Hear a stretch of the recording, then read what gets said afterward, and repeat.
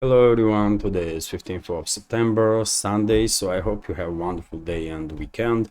Now it's 1 o'clock, middle of the day by Moscow time. I'm Levan Gudadze and this is my first update for a day in which I will share all the main news that are making headlines in Russian media outlets and Russian language pages on different internet platforms. And there are quite a few very significant developments and news that I like to share with you for this moment. And I'll start with this report from Vzгляд News paper that according to Western media reports, Kiev regime already transferred a list of targets to the Washington that Zelensky and his criminal associates wants to be targeted by NATO with the long-range strikes. So this is a topic, this topic is not going away of long-range strikes by NATO deep inside the Russian territory, and I'm saying strikes by NATO because Russian President Vladimir Putin and also many other high-ranking officials, including permanent representative of the Russia into UN, Nebezhny, were very clear in their statements that Kiev regime has no technical capabilities to use those long-range missiles, and therefore, if such strikes will take place, it will be direct involvement of NATO member states in this conflict, and Russia will see these attacks as NATO's attacks on Russia, as attacks of US and its allies, direct strikes of those countries on Russia, and some adequate steps in response will be taken. So yes, this topic is not going away. Washington already has a list of targets that Kiev regime, formerly Kiev regime, in reality, of course, everything by the way that Kiev regime is pretending to be its idea is traces to US, mainly US and British militaries and their intelligence services. And let's see what is going to happen next.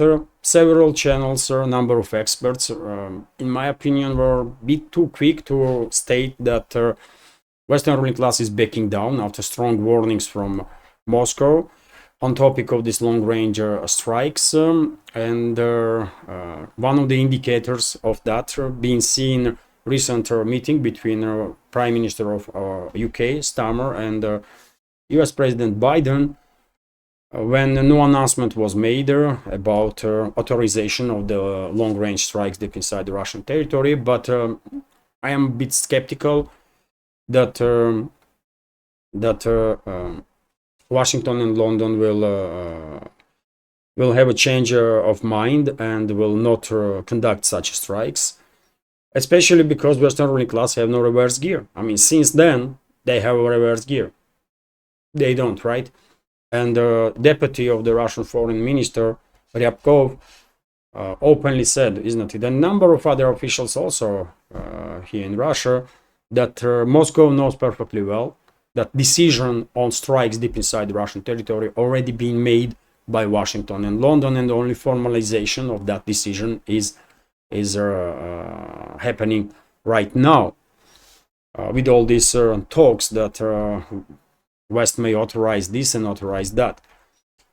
And there are also rumors are that announcement about long-range strikes may happen towards the end of this month during the UN Council Assembly, during the UN General Assembly, which is, well, theoretically possible because Western ruling class wants to play this game that that they are applying to rest of the world, that what situation is this and that, and we have to do this because we have to do this, and of course everyone will laugh if that will happen. Everyone will laugh at representatives of US and UK because everybody remembers Colin Powell, that was, isn't it, with this white powder on some small bottle when he was shaking it on in UN and tried to convince everybody that Iraq has had weapons of mass destruction. So, let's be real here. Western diplomacy, Western political class has no respect in the rest of the world, and has no respect even inside the collective West, isn't it? So therefore, no matter what media campaign Washington and London has in mind to formalize these strikes deep inside the Russian territory, it will not work, and world will stand next to Russia, no matter how Russia will respond on these strikes by NATO. And yet again, in previous update, I spoke about strong warnings that were issued from Moscow. Kommersant newspaper is reporting on the same topic also, that UK is in no position to conduct long-range strikes deep inside Russian territory with the Storm Shadow missiles without US direct involvement, because the UK lacks intelligence and satellite navigation capabilities that US has, which is, yes, factually true. Although theoretically or technically speaking, of course, UK can launch those missiles and their guidance will be done, for example, by GPS, but we all know that Russian radio electronic warfare system is well capable of suppressing GPS signals, and therefore, even if UK will launch those missiles, there is a high chance that those missiles will just fail to reach its targets and will be most likely easily intercepted by Russian air defense systems, and therefore, if any time from now and next couple of days or weeks, since the before end of this conflict, basically, if we will see launches of British Storm Shadow missiles to strike deep inside Russian territory in old borders, of course, everyone will realize straight away that these attacks were done with direct involvement of US, and the Russian ambassador in US, Anatoly Antonov, was very clear in his statements that US would not be able to hide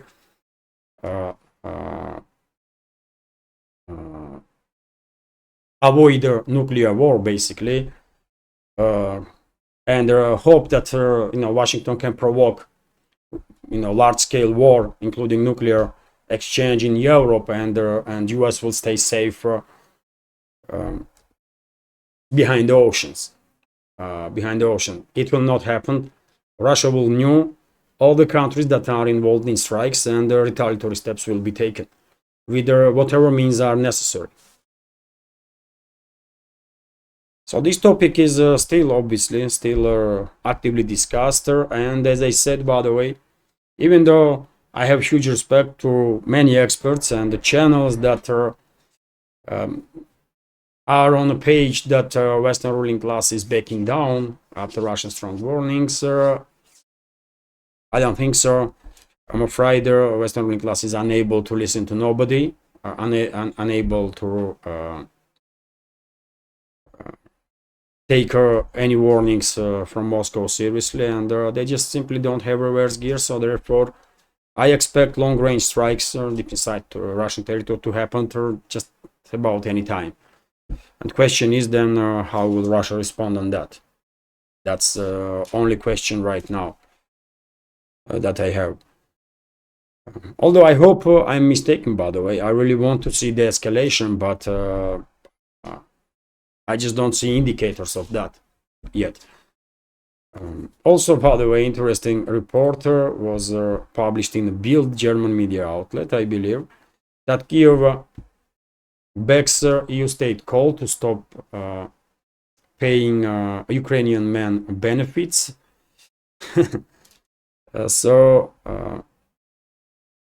Kiev's foreign minister Andrei Sabiga has welcomed Polish foreign minister Radoslaw Sikorski's call on European governments to halt the provision of the welfare benefits to Ukrainian men of military age who are living in the EU. Okay, no surprises there, by the way. Obviously, Western ruling class and their puppets in Kiev and also in governments of the EU member states, they want more citizens of Ukraine to be sacrificed in attempt to further prolong this proxy war against Russia, and that's what they are going to do, by the way. That's what they are going to do. Also interesting information, this one, by the way, that Ukraine is ready for ceasefire in certain areas. So Ukraine could be ready to freeze hostilities with Russia on certain parts of their front line. The German tabloid newspaper Bild has stated, citing what it claims to be Vladimir Zelensky's revised strategy. The Ukrainian leader's vision for the conflict also reportedly hinges on Western backers allowing Kiev to use the long-range missiles they have provided to hit targets deep inside Russia. Back in July, Russian President Vladimir Putin made it clear that Moscow was not interested in a ceasefire or some kind of pause that the Kiev regime could use to recover losses, regroup, and rearm. Russia is in favor of a complete and final end of the conflict, Putin said at the time, and well, I'm on the same page. There is no way Moscow will even consider any pause or ceasefire on any direction. Only thing is acceptable for Moscow is a complete and unconditional surrender of the Kiev regime and the Western ruling class. That's it. Moscow is open for negotiations.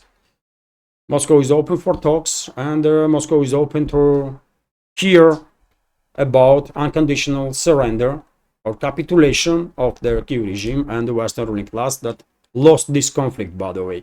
Even anti-Russian, Russophobic so-called experts in the West, by the way, including former militaries and the former analysts of their secret services, when they are acknowledging that Western ruling class lost this proxy war against Russia. It is what it is. And anyways, as I already said, whenever you hear that Kiev come with some initiative, and this is Kiev's idea and Kiev's plan, we all know that this idea or plan has nothing to do with Kiev, and has everything to do with Washington and London. In reality, it's Washington's ideas and London's ideas and their plans, right? And this information from Bild is absolutely no exception. Of course, Washington and London, they hope they can somehow trick Russia to establish so-called ceasefire. And of course, Western ruling elites will use this opportunity then to rearm, reinforce Kiev regime to further prolong this conflict. So there is no way Moscow will ever agree on such a nonsense. But anyways, let's continue. RIA Novosti is reporting that Russian armed forces liberated Jalan IPRY settlement. Well, Russian armed forces liberated Jalan IPRY for quite a while ago. I mean, like at least 4 or 5 days ago, as I understand. But Russian Defense Ministry, being an extremely conservative institution, only now acknowledges this progress of the Russian armed forces in Pokrovsk sector of the front line. Let me update this map. Unfortunately, this map is not really working properly lately. I cannot even update this, which is unfortunate. So let me show you this Jalan IPRY settlement, by the way. So it must be somewhere here, right?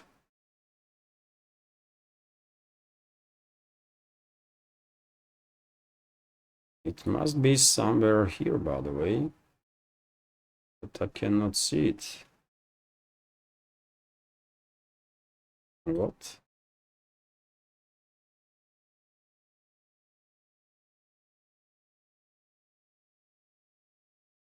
What's going on, man?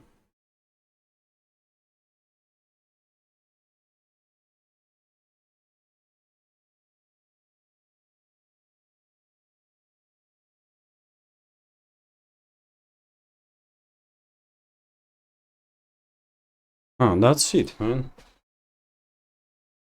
This is Jalan IPRY settlement, and right next to it is Jalan IPRY settlement, which is, according to some reports, also is under Russian control. But as I said, by the way, this map is not working, and why on earth I'm subscribed to this map and paying money then? I don't get it. What the hell, man? It's not even updating properly. Just look at this nonsense. Okay. Probably they have some technical issues or something. So yes, Russian Defense Ministry confirmed information about liberation of Jalan settlement by Russian armed forces. And in general, by the way, Russian troops further improving positions in South Donetsk sector of the front line. And the situation for Kiev regime's garrison in Ugledar is becoming ever more difficult as a result of this Russian progress. Also, Russian troops further increasing pressure on Kiev regime on Pokrovsk direction, obviously, and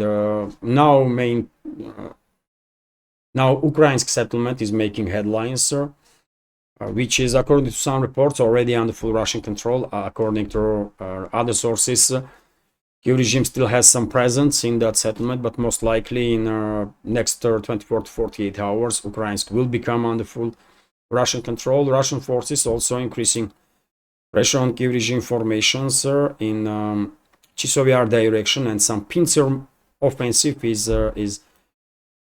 in the works right now to encircle the Chesovyar. Also, Russian troops increasing pressure on Kiev regime formations in Seversk and Kupiansk directions. And when it comes to Pokrovsk sector, when it comes to Pokrovsk salient that is temporarily occupied by Kiev regime forces, well, Russian troops continue creating operation and are very close now to basically cut grouping of these invading forces in two big parts. And the northern part in that case will end up being in full encirclement. So therefore, I would not be surprised at all if in next couple of days, before end of next week, Kiev regime will start withdrawing its formations from the at least northern part of this salient, and to slow down Russian progress, Russian counter-terrorist operation in the Pokrovsk salient. Kiev regime started operation on the western side of Pokrovsk salient. Kiev regime's armored groups cross their border between Kiev controlled territory and Russia, and get relatively close to Obuchovka settlement on outskirts of Obuchovka, although Russian forces were ready for such a development and are obliterating now these suicidal formations of the Kiev regime that were involved in this attack on Russian territory. This operation obviously failed, and Russian armed forces not just did not slow down their counter-terrorist operation and clearing the territory of their Kursk salient, but further intensify operations. And therefore, as I said, Russian troops are very close to basically cut in two halves this grouping of forces of the Kiev regime, and then deal with each of them separately. Let's continue with some more news now. And yesterday there was an exchange of POWs between Russia and the Kiev regime. 103 Russian servicemen that were captured in Kursk region. Majority, I believe, were conscripts. So 103 Russian military personnel was freed, and in exchange Russian side also freed 103 Ukrainian POWs. Vzglyad newspaper is reporting that Turkish media, to be more precise, Aydin Link media outlet continues to work on the topic of cooperation of the Kiev regime and their Islamic terrorist groups that are operating in Idlib province of Syria. And this Aydin Link media publication published photos from the meeting of the representative of the Kiev regime and one of the leaders of the terrorist organization Hayat Tahrir Ash-Sham. This is the photo, by the way. Basically, factual evidences of the cooperation of the Kiev regime and their terrorist organizations that are operating in Idlib province. But of course, you're not gonna hear about this in the Western media. Probably no media outlet in the West will pay any attention to this topic, while the rest of the world already knows perfectly well that Kyiv regime is a Nazi and a terrorist regime, and I mean plenty of documentations on that. It's plenty of documented cases of that. And idling linker, this Turkish media outlet, is just adding additional factual evidences. Interfax is reporting that EU Brussels are now working on a plan to freeze further continue freezing of the Russian assets for 3 to 5 years. What was happening until now is that every 6 months Brussels were renewing freezing of the Russian assets, and Washington was not happy about that, and they were demanding some changes to be made so that profits from Russian frozen assets would be used or would be stolen more effectively by Western ruling class or Western politicians. And the Brussels are working on that now, and they want to freeze Russian assets for the next 3 to 5 years to kind of guarantee that Kyiv regime will receive credits for 50 billion guaranteed by profits from the Russian frozen assets. I mean, these people are shameless, by the way. These individuals in Western ruling class, Western ruling elites are just shameless thieves and garbage individuals in general, disgrace of humanity, because they are openly discussing how they're gonna steal, how better or how effectively they can steal Russian assets, and they are discussing this openly. But so level of degradation of the Western political class and the so-called elites in the West is just I don't know, man. I don't even know word to describe that level of degradation of those people, man, in the Western ruling elites. They are on the bottom, by the way, and digging deeper in the degradation.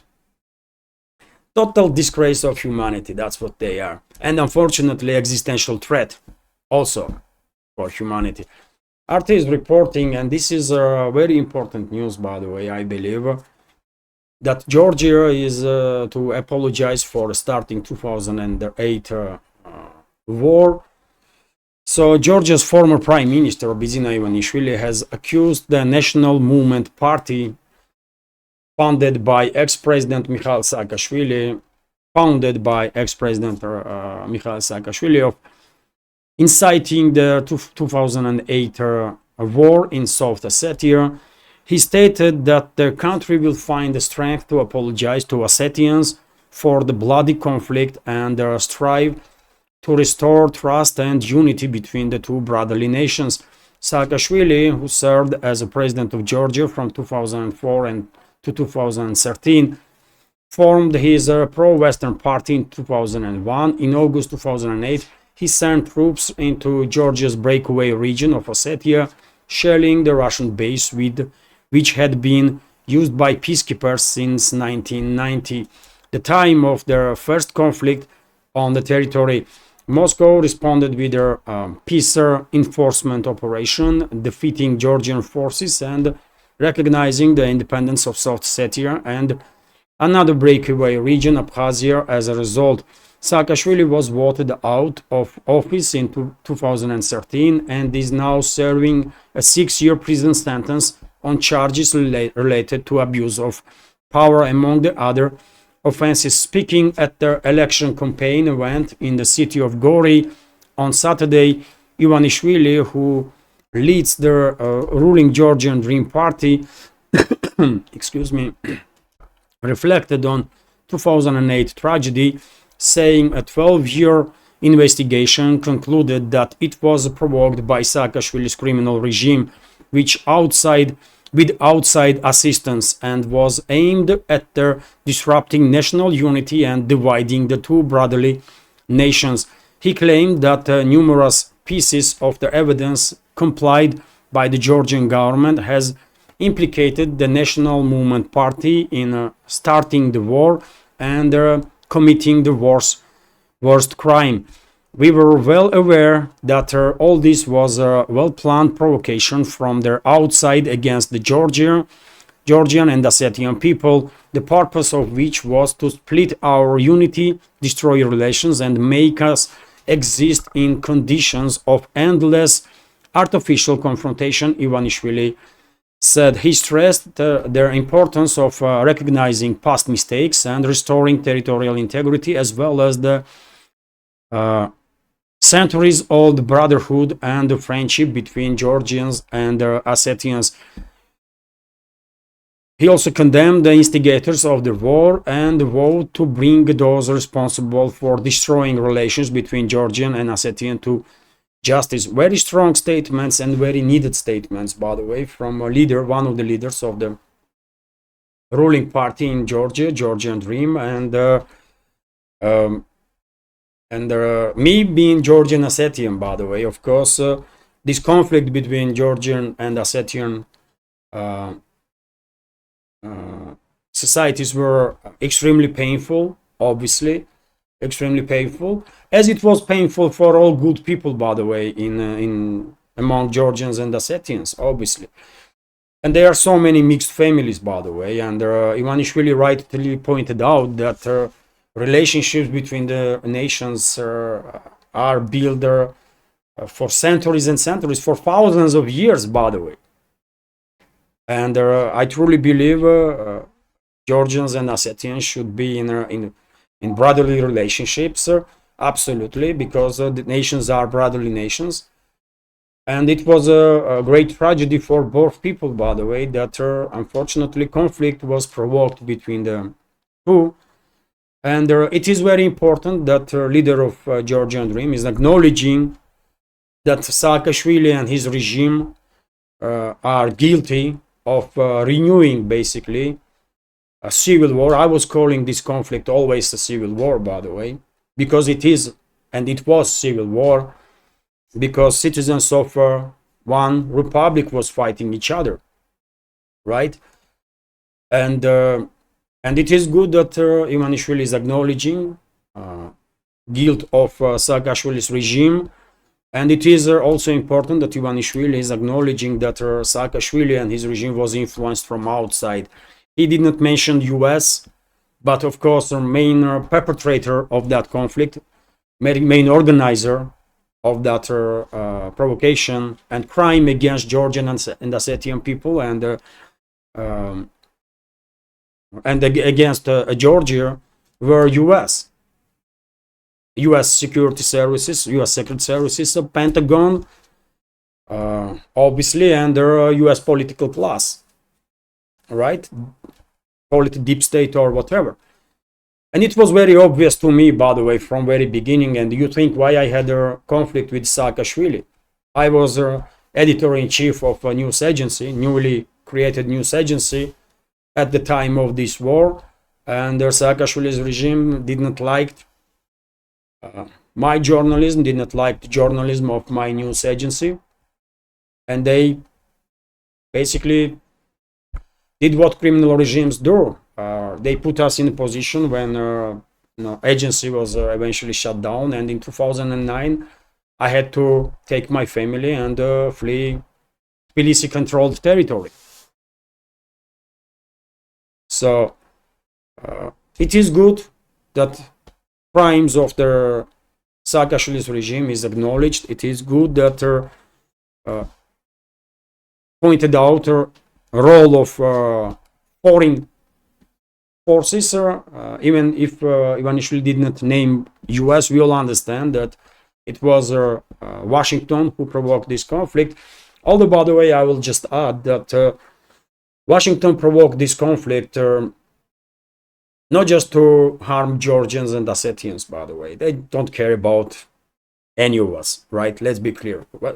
Western ruling class, US administration has no care about Georgians or Ossetians. That's for sure. But their main goal, of course, although they harm both people, obviously, and Georgia immensely, the main goal of the Washington and Western ruling class was to start this process of demonization of the Russia. If you think this conflict between Russia and the collective West escalated from 2014 or from 2022, when special military operation has started, I will disagree with you. I believe this complex plan of demonizing Russia, creating enemy from Russia, and then preparing collective West, militarizing collective West for confrontation with the China, which is the main goal for the Western ruling class.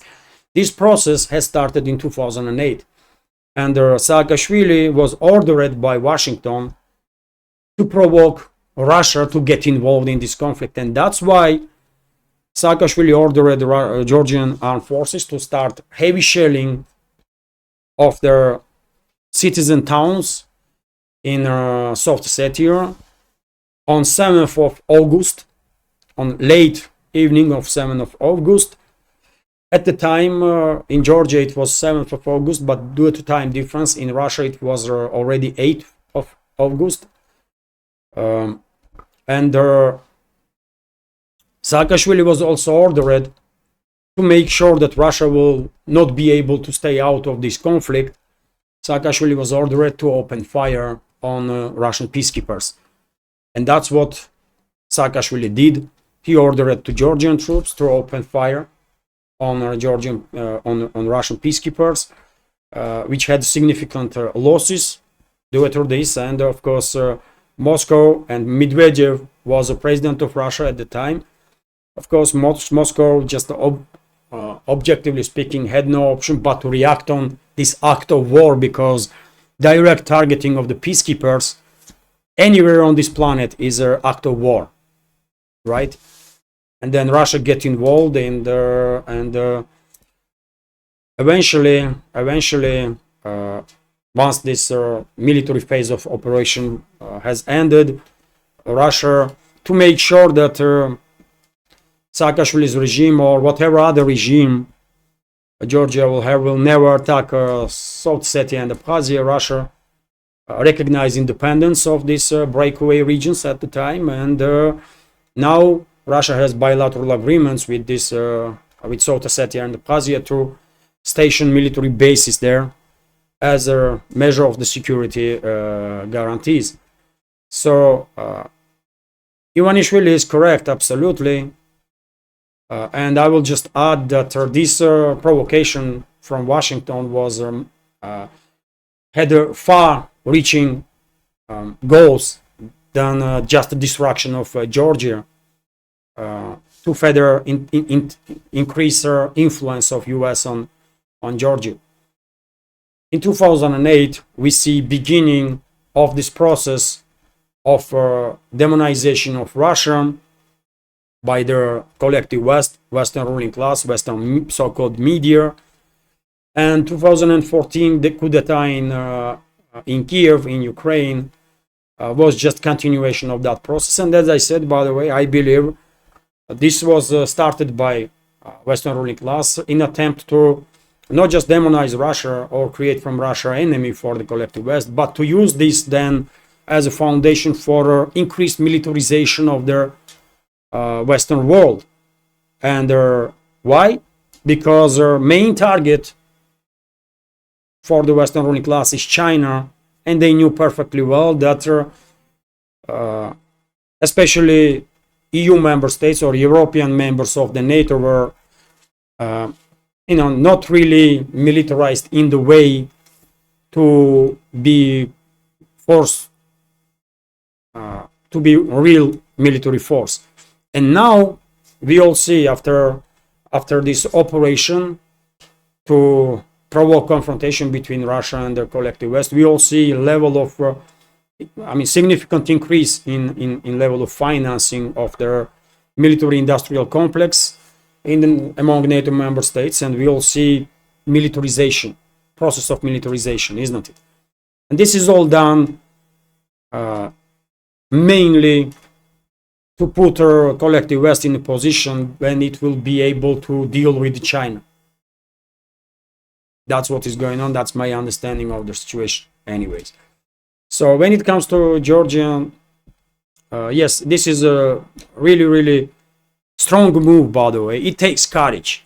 It takes courage, obviously, to make such statements, and I can applaud Ivanishvili for that, and I believe in Srinvali, in South Ossetia, people will appreciate this courage from Ivanishvili, and this gesture of goodwill, and it will have a good implications.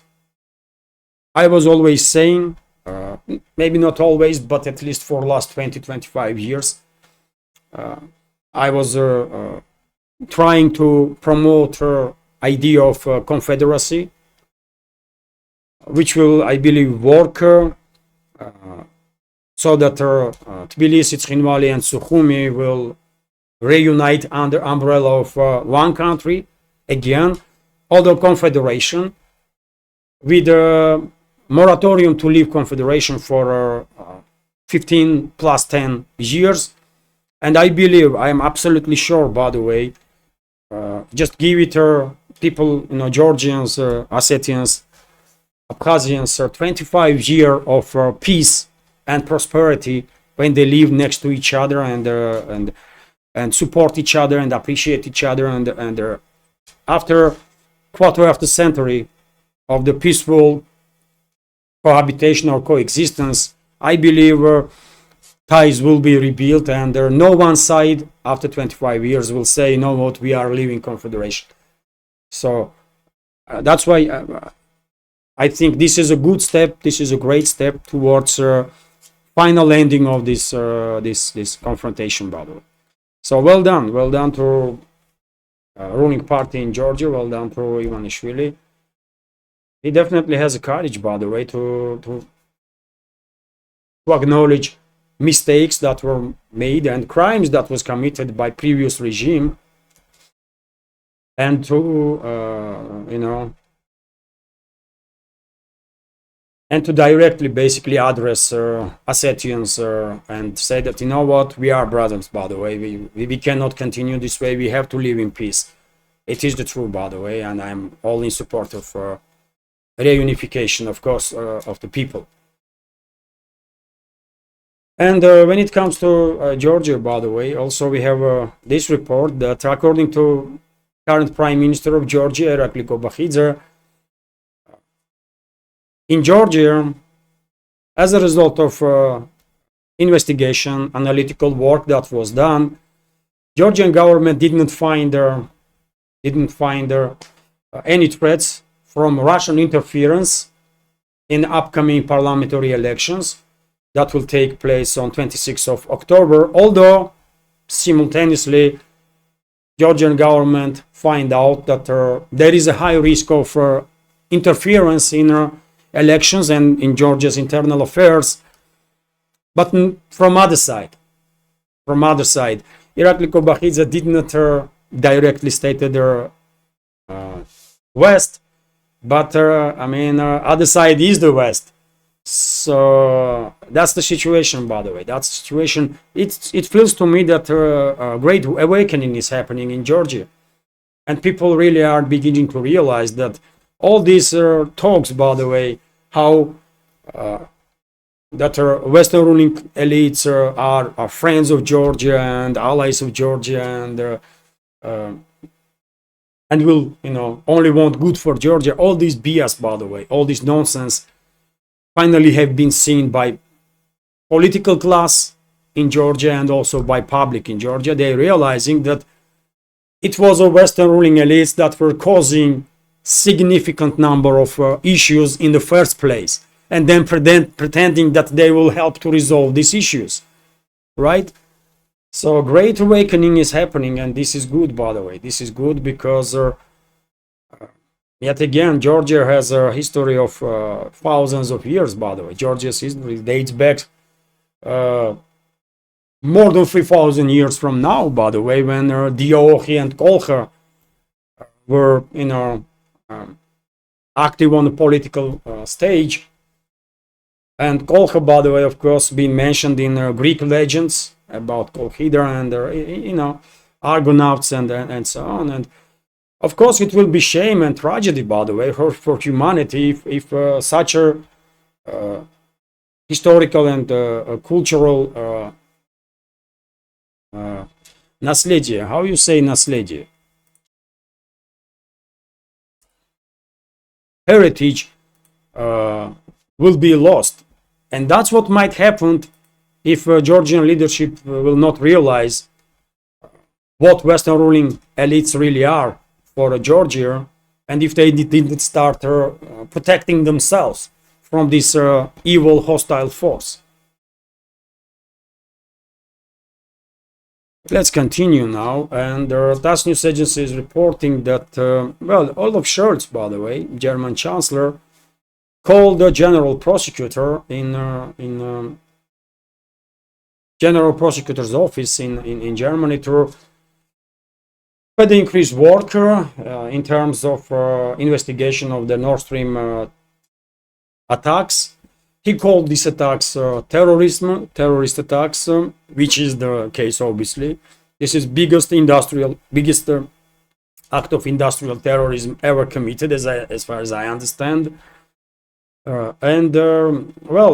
Seems like Berlin wants to continue on this path of investigation, although, by the way, I really doubt that German investigators will be allowed to blame Biden's administration or Norway's leadership for these terrorist attacks. And we all know that these strikes on Nord Stream 1 and Nord Stream 2 pipelines were committed by US and Norway, isn't it?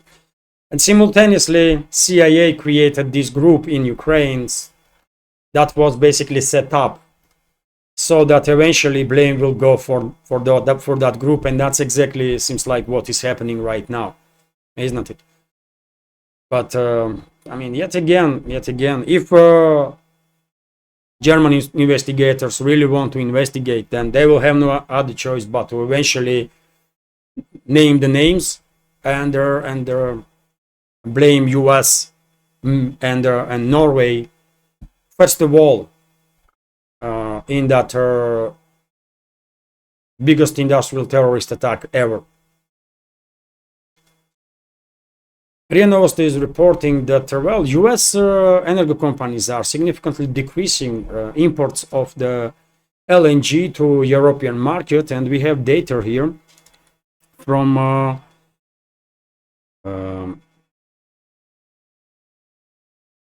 we have data here that right now LNG supplies from US are on the lowest level since 2021, and in monthly terms volumes of US LNGs in Europe decreased 15%, but in year-on-year terms some 36%, up to 791 million US dollars. And one may think, what is going on? Why US is not delivering LNG to Europe? And competition, by the way, competition. Asian countries are paying higher prices for LNG, and US businesses, of course, prefer to make more money, and therefore they are decreasing sales of LNG to EU and increasing exports of LNG towards global south. And this number would be even less than that, by the way, but I guess there is some political interference because EU needs LNG, right? Brussels bureaucracy, Western ruling class did whatever they could to destroy cooperation between Russian energy companies and European energy companies, and now EU in a situation when they desperately need some energy, right? And there is not that much supply on the market. There is not that much choice really to be made. And eventually, by the way, I guess this situation will only get resolved once the industrialization of the Europe will take full force, and therefore demand on energy will decrease as a result of that. Otherwise, there is no way you're gonna manage to deal with their energy crisis. They don't want to buy energy from Russia, and there is not much supply from the rest of the world, and the only way they can resolve issue with deficit of energy is to continue process of deindustrialization. It is what it is. TASS news agency is reporting that Russian Mir payment system will start fully operational in Iran in about 6 months' time, which is great news, by the way.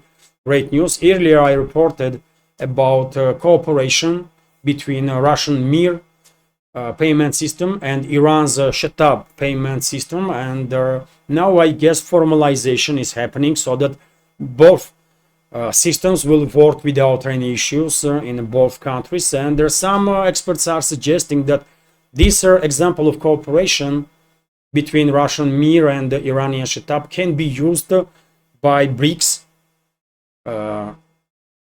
during the creation of the alternative alternative to their SWIFT, basically, which is controlled by Western ruling class, isn't it? And SWIFT is a system of that centralizes basically this communications exchange between the banks, right? Data exchange between the banks. And now Russian banks are out of SWIFT, Iranian banks out of SWIFT, and this alternative systems will be created, and it is good, by the way, that in about half a year's time, Russian Mir will work without any issues in Iran, and I guess Iranian Shatab cards will work in Russia without any issues, and more and more countries will probably join this cooperation. And as I said many times before, by the way, I expect some very significant statements to be made on the topic of creation of alternative financial and banking system during the upcoming BRICS summit in Kazan, by the way, here in Russia, in Russia's Tatarstan Autonomous Republic.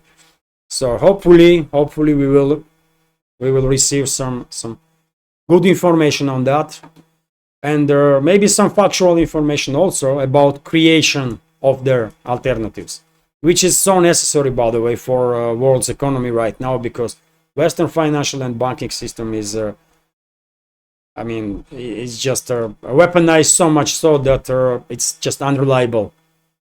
It's just unreliable.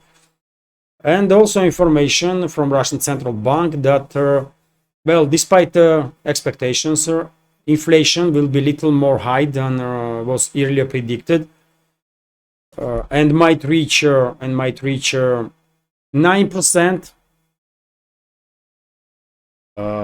Which is okay. Earlier, I reported that expectations were that the inflation will be around 7%, which is not bad, really. Although, if inflation will be around 9%, this is also not dramatic number, especially for us, by the way, for generations that went through 90s and see not just inflation but see hyperinflation. So any number under double digits, not even gonna create little fluctuations in society, because come on, 7%, 9%, who cares? We just get used to high inflation, by the way. I can understand that in EU member states, in number of EU member states, and in US, you might find it difficult to understand how you can say 7% is not that special. It is high inflation, obviously, 7-9%. It is high inflation, but we went through 90s, by the way, when inflation was skyrocketing. It was hyperinflation, so therefore anything under double digits not gonna make us worry too much. That's just what comes from our experience, life experience. Although, of course, 7 or 9% seems quite high, but according to Central Bank, by the way, in 2025, inflation may be around 4.5%, which is quite good number, quite good result. And finally, dear friends, this information that there was a biggest explosion, one of the biggest explosions on the sun, or as scientists say, coronal mass ejection. That's what scientists call that, isn't it? Since the 2017, by the way, and therefore I guess there will be some magnetic storms on Earth. Yesterday afternoon, I was experiencing some pressure issues, blood pressure issues. That comes with age, isn't it? When you become a little more, how should I say, when you are reacting on this magnetic pressure. So yes, if you feel high pressure, by the way, possibly due to this magnetic storm that is happening on Earth for about a week. By the way, there was explosions earlier also on the sun, but on yesterday, Russian media reported about another one, one of the biggest ones since 2017. So let's stay on safe side, and if you are, if you're experiencing some issues with the pressure, make sure that you are on safe side and checking your pressure constantly, regularly. So yes, this is it. This is it for now. Not just humans, by the way, but maybe some satellites will also experience some difficulties in space due to this coronal mass ejection. And this is it for now. Relatively long update, by the way, but it's a Sunday, and you can divide this update in several episodes and watch part by part if you want to. I hope you will find it interesting and informative. And if so, please click that like button, leave some commentary just about anything, any topic. Let's at least try to influence algorithm. Sometimes we are successful on that, other times not, but at least we can try, isn't it? And yes, if you can, please click that like button, leave some commentary just about anything. Send me hello, that will also do. Yes, if you can, please share information about my channel in real life with your friends or on internet, on any of the platforms that did not block me yet. And yes, this is it. I guess if you like my work, if you like my updates or my channels, please consider to support with small donation through PayPal or Boosty platforms, or by subscribing to my Patreon page and Boosty page, on which I have some extra content on a regular basis, and in near future I will significantly increase volume of this extra content on Patreon and Boosty. I just remind you that subscription on my Patreon starts from monthly subscription starts from $5, and I really hope our community will reach 200 before end of this year. So you all are welcome, dear friends, to join our community on Patreon if you can support in long terms. This is it for now. All the links on this video in the description box and in the pinned comment. This is it for now. Have a great day and take care.